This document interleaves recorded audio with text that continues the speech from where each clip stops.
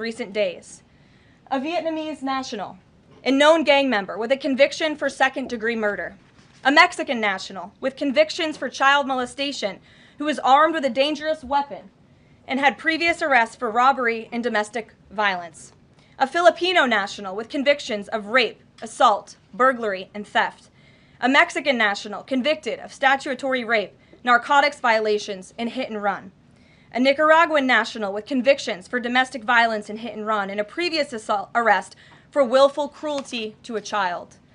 And an illegal alien from Mexico who was arrested after allegedly throwing a Molotov cocktail at law enforcement officers during the Paramount riots on Saturday. He is now being charged with attempted murder. Law-abiding American citizens do not want these public safety threats living in their communities, no matter what Democrats like Karen Bass and Gavin Newsom may claim.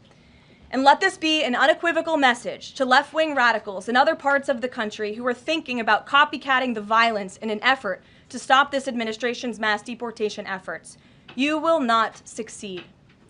Any lawlessness will only strengthen this president's resolve to defend the majority of Americans who want to live their lives peacefully, free from the fear of violent, criminal, illegal aliens. As President Trump said, order will be maintained and illegal aliens will be expelled from our country. In economic news, the latest Consumer Price Index inflation report came in today below expectations again. Since President Trump took office, inflation has come in below economics expectations every single month. Core inflation held steady and remains at the lowest level since March of 2021. Wage growth remains strong. The average private sector worker is on track to see their real earnings increase by around $1,200 adjusted for inflation. And prices continue to fall for everyday Americans.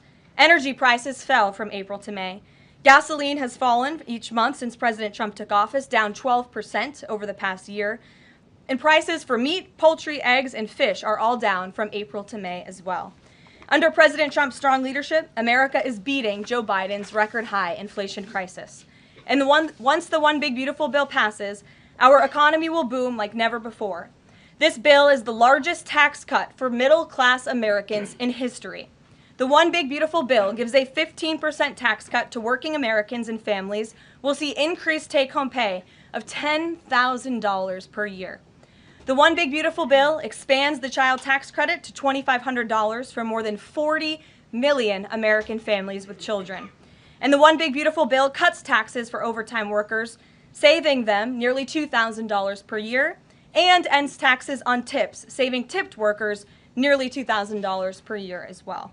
All of these provisions are broadly popular with an overwhelming support from the American people. We need Republicans in Congress to finish the job and send the One Big Beautiful Bill back to President Trump's desk for his signature as soon as possible. With that, we'll get to questions. I'm sure you have many of them today. Here in our new media seat is Elizabeth Mitchell, the White House correspondent for the Daily Signal, who's not afforded a seat in this room, but today she is. Thank you, Elizabeth. Thank you so much, Caroline. I have two questions, if Sure. that's okay.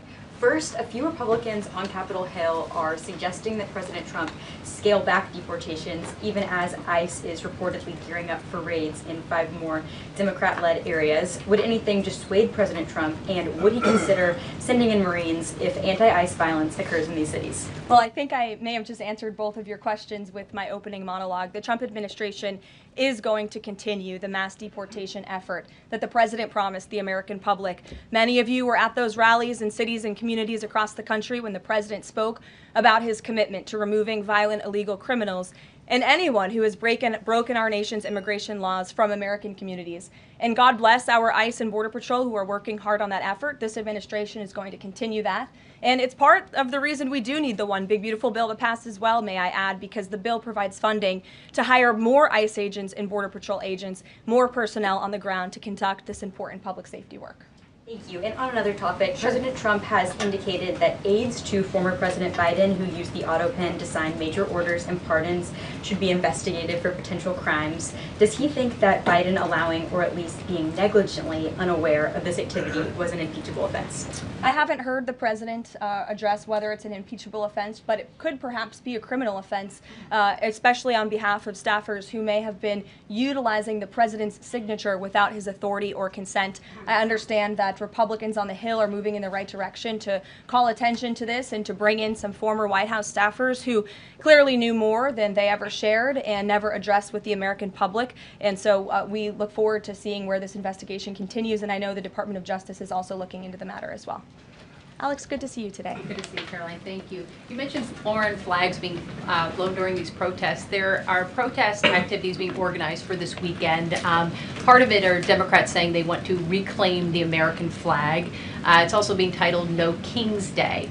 Does the president see himself as a king, and does the White House expect to see American flags being flown during these protests this weekend? The president views himself as the president of the United States of America. This is a constitutional republic, and we want to see all of our citizens be proud of the country in which they are given the privilege and the blessing to live. And I think that those images of foreign flags being waved by illegal criminals and by violent rioters in the face of cars blowing up and of flames in the city. I have photos of that here to show you.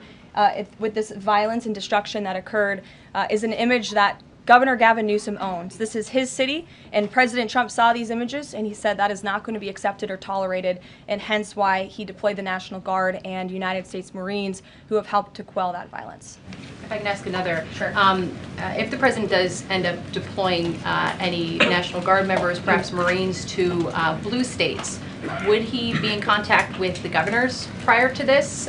Would it be necessary? Well, President Trump was in contact with Governor Gavin Newsom despite some of the claims he's made in the last couple of days. The president called the governor on Friday evening and told him to let law enforcement in California do their jobs. And the Los Angeles Police Department, by the way, are fantastic people. They are trying to do the work that they've so bravely signed up to do, to enforce the law. But they have been kneecapped by incompetent Democrat policies and Democrat politicians who do not allow their local law enforcement to correspond and coordinate with federal immigration authorities. And so the president gave Gavin Newsom a warning and said, get it together. 24 hours later, we saw more images like this. We heard about Border Patrol agents who were being the target of rocks. These illegal criminals were throwing rocks at our Border Patrol and ICE agents, and so the president made the decision to federalize California's National Guard. Stephanie. Thank you. Two questions on the China trade deal, if I may. Sure. First, will the president formally sign the trade deal, and if so, when? Secretary Lutnick sort of alluded to the fact that it might be in a couple of days, but I'm curious if there's anything more specific to read out. Sure. I do have more specifics for you. I spoke to the president about this. He spoke to his trade team, who did a fantastic job negotiating this on behalf of the United States and meeting with their Chinese counterparts. The president is talking to them about the details of it now. But what the president heard, he liked. China has agreed to open their markets to the United States separately of this deal. And when it comes to this deal, we're going back to the terms that were agreed upon in Geneva for the release of some of those critical minerals and the magnets from China to the United States. And we have agreed to fully comply with the Geneva Agreement as well. So the president is reviewing the details of that with his trade team now, and you'll hear more from him, I'm sure. And then the second question, on tariffs, Secretary Lutnick suggested that the tariffs would remain unchanged with China. I'm wondering if there's any room for them to negotiate even lower, or if this is the floor. I won't get ahead of any further negotiations. We're in a great place right now, and I would add that this is the result of a lot of hard work from the president and his team, and the president has a good and respectful relationship with President Xi, and as you know, they had a direct conversation which led to this success that the president announced on Truth Social this morning. JJ.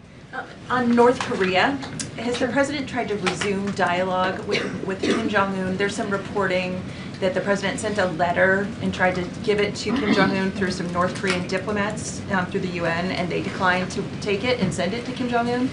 The president remains receptive to correspondence with Kim Jong-un, and he'd like to see the progress that was made at that summit in Singapore, which I know you covered in 2018 during his first term. As for specific correspondence, I'll leave that to the president to answer. Sure. Good afternoon. Yeah, thanks. Back to the trade deal negotiations with China. Jimmy Lai, as you know, is a pro-democracy advocate, Catholic, sitting in solitary confinement in Hong Kong as we speak. His family believes he may be close to death. Did his name come up, Jimmy Lai's name come up in these negotiations with China? Not to my knowledge. I understand the negotiations were very much focused on our trade and economic relationship with China. Does the president believe he can free Jimmy Lai from prison? I'll check with the president. It's certainly an important issue, and I'll get back to you. Thanks, Caroline. The President said yesterday that paid insurrectionists were behind or involved in the protest in Los Angeles. Does the White House have any more details about who they believe is paying these protesters? The President spoke about this last night when he returned from Fort Bragg, because frankly the President has a lot of common sense. And if you look at some of the imagery that we have received from the Department of Homeland Security and ICE and law enforcement who are on the ground, you will see boxes and boxes of very professionalized masks and rioting equipment being dropped off for these protesters. So it's a good question the President is raising, and one we are looking into, about who is funding these insurrectionists and these rioters and these protesters and these illegal criminals. And I have updates for you on the numbers, by the way. Since June 6th, there have been 330 illegal aliens that have been arrested as part of these riots in Los Angeles. 113 of those illegal aliens had prior criminal convictions. And overall, and this includes arrests of American citizens, there's been 157 people arrested for assault and obstruction-related charges, including the attempted murder of a police officer with a Molotov cocktail. So who is funding these illegal aliens who are coming in with this very professional riot gear? It's a question everyone in this room who cares about truth should be asking. And we encourage your help in trying to get to the bottom of that question. Indina. Thank you, Caroline. About Elon Musk, he issued an apology this morning. Has the president accepted the apology, or does he think it's too little too late? The president acknowledged the statement that Elon put out this morning, and he is appreciative of it, and we are continuing to focus on the business of the American people. And has the administration started a review of Musk's government contracts, something that the president said he's considering? What do you mean by that? Has the administration started a review of the contracts that Musk and his companies currently have? No efforts have been made on that front as far as I'm aware. And just one more, if I may, on just everything sort of we've seen so far with the president's response to the LA protests. There is criticism that seems to suggest that the president responded the way he did because it was a deliberate, calculated attempt to sort of shift focus away from his feud with Musk. How would you respond to that? The president responded to the LA riots, condemning the violence from Musk.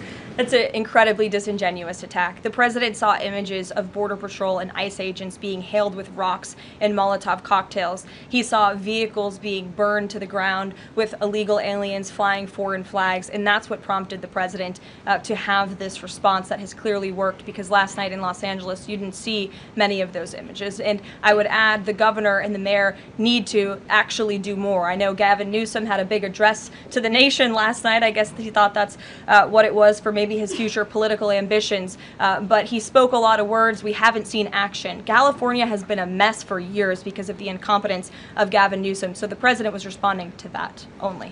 Caitlin. Caroline, two questions for you. Sure. Over the weekend, Secretary Noem sent a memo to the Pentagon asking Secretary Hegseth to have and direct the military that's on the ground in LA to arrest and detain what she said were lawbreakers.